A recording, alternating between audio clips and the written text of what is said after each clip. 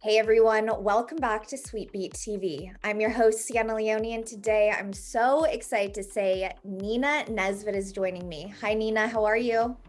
Hi, I'm good. How are you? I'm good. Thank you so much for joining me. We are big fans of you here at Sweetie High. Now, let's dive in here. We have so much to talk about. You have so much going on, but you recently just released your new single, Colors of You. So, how are you feeling now that it's out? Yeah, just excited really. It's the last song to come out before the album drops, and it's one of my favourites on the record. I actually wrote it in LA, over in America. And yeah, I'm just excited to have it out. It feels like it's been a long time coming. So, Colors of You, explain to the viewers at home what they're going to be seeing with this single. So Colours of You is kind of about, when you walk down the street and you see a whole crowd of people Yes. and you don't really think like much of it, it's just a sea of people, and then you see that one person that either you've been with or you are with, that you kind of like fallen in love with or whatever, you have memories with, and it's like what I would call like a sensory experience. Like you could hear a song and be reminded of them, you could see them and like remember how they smell, or like just different things like that. And it's basically a song about the colour palette that makes up a painting of someone, essentially. Quite niche, but No, I love it. Now, did you have someone, that was kind of your muse for this, or an experience that was a muse for this song? yeah, I wrote it about my boyfriend. I don't want to embarrass him too much, but yeah, I wrote it for him.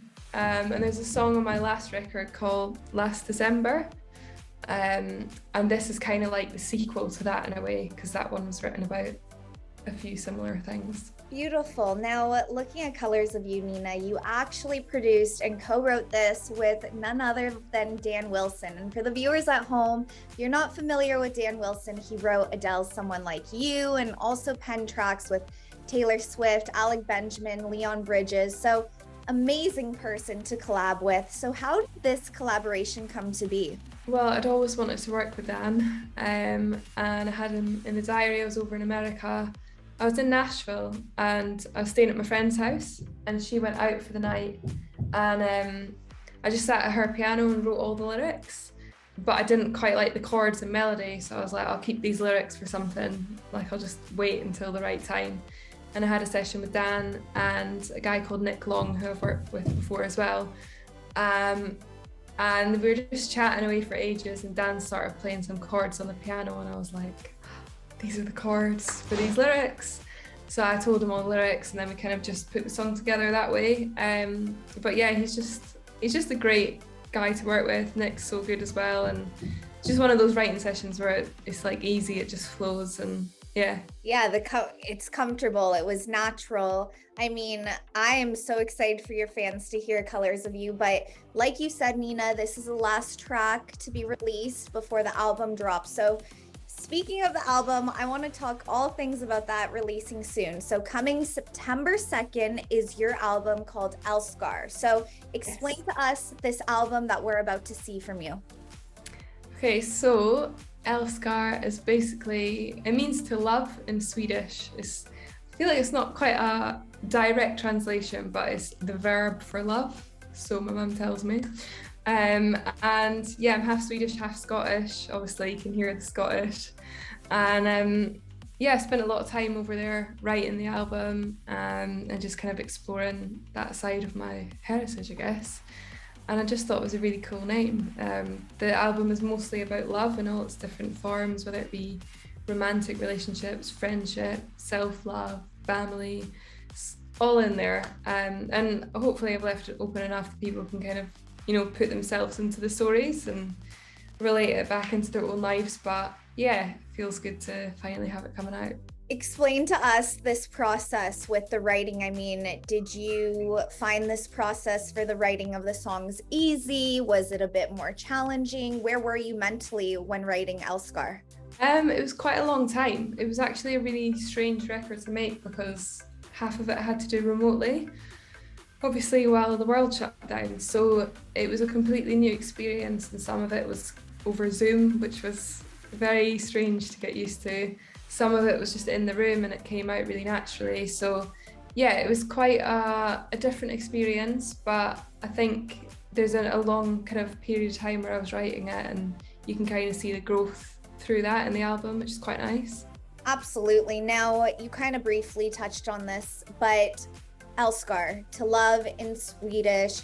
I mean, when your fans and the viewers listening to this interview listen to Älskar, what's the biggest thing that you hope people, either understand from what you're putting out or even take away from this album?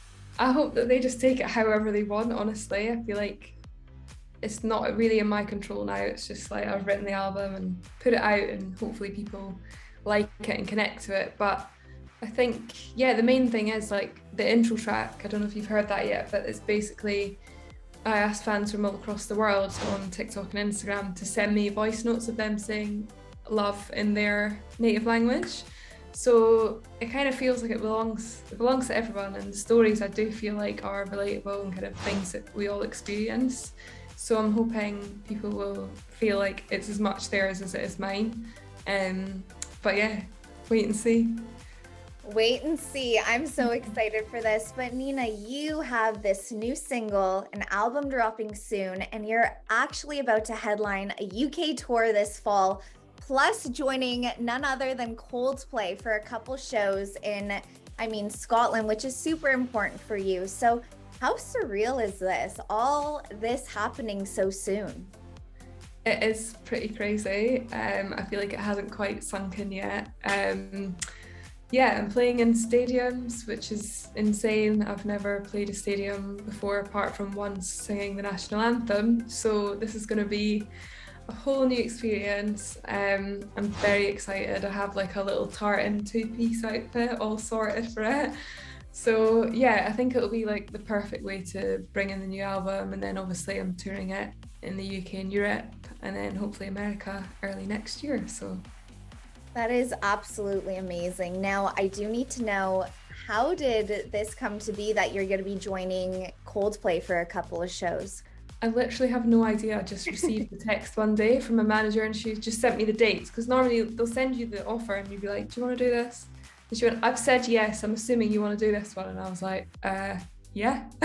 You're like, I honestly have no idea how it came about. I feel like they've picked a lot of different support acts, and like, I think they kind of try and pick someone local that's from the area. So who knows? Hopefully I get to meet them. Yeah, I'm hoping that as well. I mean, you have some milestones coming up and some milestones you've already hit in your career, but such a beautiful woman, such a beautiful talent. So like I said, we are such fans of you here at Sweetie High. Thank you very much. Absolutely. Congratulations. And, for everyone at home, if you guys have not checked it out yet, make sure you guys are checking out Nina Nesbit's single, Colors of You, and staying tuned for her new album, Älskar, dropping September 2nd. Nina, thank you so much for your time and joining me today. Thank you. It was a pleasure.